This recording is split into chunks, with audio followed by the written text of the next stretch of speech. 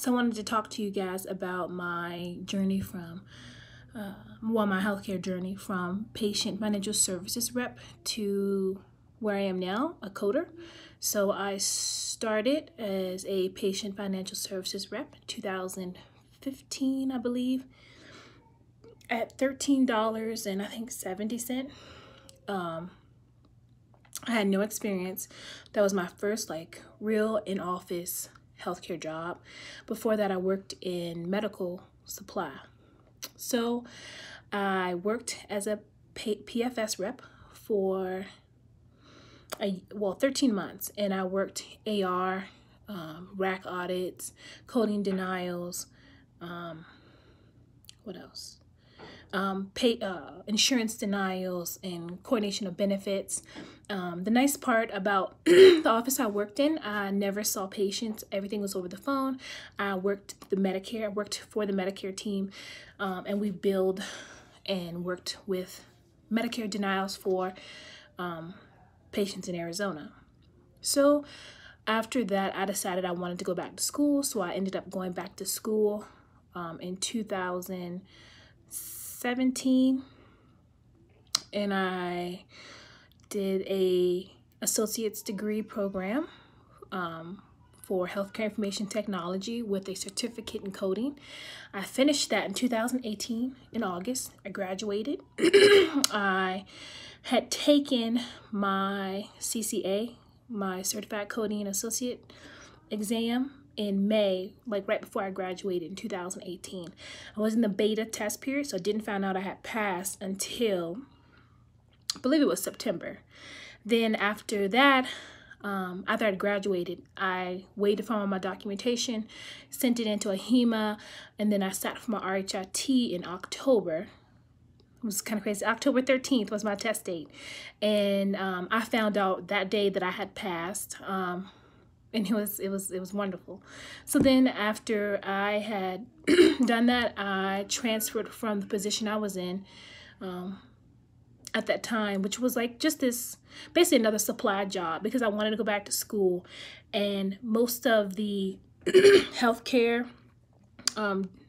patient, desk jobs don't allow you really to have an evening shift, or most of the time they don't have an evening shift. So I had to make a decision, whether I was going to go back to school or stay in that office. So I decided to go back to school. So in the meantime, I took a little supply job, and I worked there for 2 years in a different hospital, and I ended up transferring into the HIM department in the release of information section. And I worked, so my official title was medical records specialist, and my primary role was to do physician suspension. So I would suspend physicians according to CMS guidelines. I would also do documentation deficiency, and then I would help. My secondary task would be release of information, like patient release of information, and proxy access. I would give patients, mostly parents, access to their children's account. Sometimes adult to adult, but not very often. They would have to be power of attorney or something like that. So I worked in that position not very long, because I was pregnant at the time, and I ended up having my son in November of 2018. And while I was out on maternity leave, I started looking for positions where I could work from home. So I was lucky enough to find a job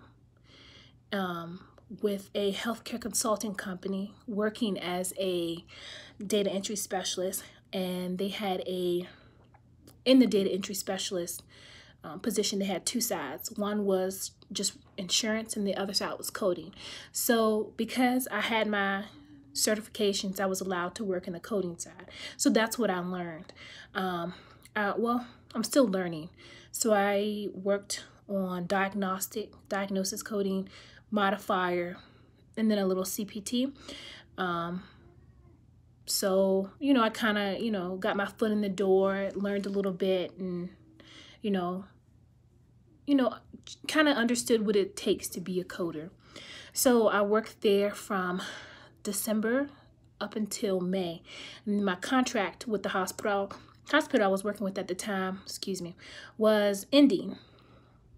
So that's the only like catch, I guess, catch 22 with the consulting companies. They'll hire you, but then you're on a contract, and if the facility that you have contract ends at a certain time, then that's it until they find you another position, and that can take weeks, days, or months. You know, you never know. So that wasn't stable enough for me. So while I had that job, I was still looking for something else that would give me the stability that I needed, because I had 2 kids at the time.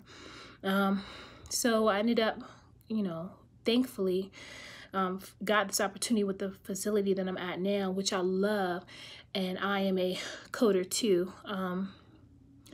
So I got the call for the interview in, I think, the end of April. Interviewed at the end of April, was hired on officially, I think, April 30th or 28th. And then, you know, I've been here for the last going on 3 months, and it's been a wonderful experience. I would say that coding is there's definitely a learning curve, and if you're not passionate about the work, then it's definitely going to be a struggle. But I definitely think it's something that you can learn and can enjoy. I am lucky enough to have a mentor, well, my training auditor. I'm lucky enough to have someone who's passionate about their work and who loves to teach. So, you know, we work well together, and I've learned a lot from her, and I hope to continue to learn a lot from her. I would say if anybody is interested in this field, I would say keep applying and don't stop applying. I think I applied to over 200 positions between November and I think April when I got the call back, you know, and I didn't stop applying, you know. I mean, now I'm not, because I have this wonderful position with benefits and good pay, but yeah, that's something you always want to do. And just because the position is not something that you want right now doesn't mean that it could lead to other you know, better jobs. And not just coding is the only position that works from home. There are other positions that work from home, like data integrity, some positions in that you can work from home, data analytics, anything in Epic, you can work from home. Sometimes even charge masters, they can work from home. I know the hospital that I worked for previously, our charge master did work from home. So that's something to consider. Yeah, I think all the jobs that I had kind of led me to this path. The patient financial services rep, that was my first job where I actually got a taste of coding, because I would correct coding errors. And then, you know, that was always fun for me. So I would definitely tell anybody who wants to get into this field just to start where you can, and you can move up, you know, especially if you have your education and your certifications. I mean, I started 2015, and I haven't been in the healthcare world that long, and it's 2019. And I mean, I think that's pretty quick progression. You know, when an opportunity comes along, I usually, you know, I'll take it unless I have something better that's on my plate right now. But yeah, I would take and accept any type of opportunity that's offered, and I would also do volunteer work. I shadowed the release of information department before I actually started working in that department, and it gave me kind of an overview of the different positions and what I did and didn't like. So I'll tell you a little bit about the pay. So the patient financial services rep was $13. This is just based off my experience and what I was paid at that time. Patient financial services rep was $13 an hour. The release of information with no certification, with nothing, just an associate's degree, was $15. With certification was $17 and up. And then the HIM scanning, the people who just scan in the medical records, they started at $14. And then a coding apprentice was $15 to $16. And then a registrar at that hospital was $16. And then data entry, when I worked for that healthcare consulting company, was a flat $15 an hour. After working there a year, you were eligible for a raise. The billing department was $17 an hour.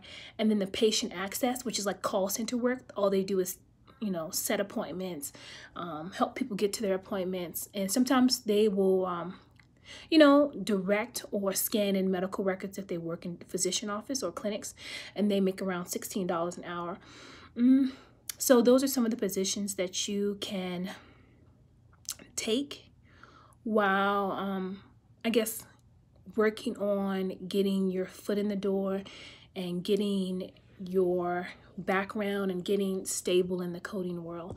For me personally, I was not picky about jobs. I was just excited to get into the field and to get any type of experience. And I feel like that's how everyone should be, just excited to get in the field, get some type of experience and get background. My coding manager told me when I was hired, it's very difficult to find trained coders. And I think that's true. I think because sometimes there's outsourcing to a lot of other countries, those opportunities aren't given to students who come out of school, and you kind of have to know someone or just get lucky. And I just got lucky. I think that's one thing I would like to see change. I would rather see coders who are coming straight out of school get jobs rather than outsource the jobs to other countries.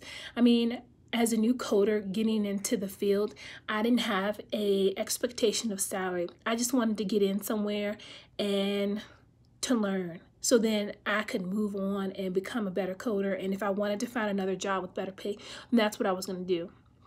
But yeah, just keep looking, don't give up, and keep your education ongoing.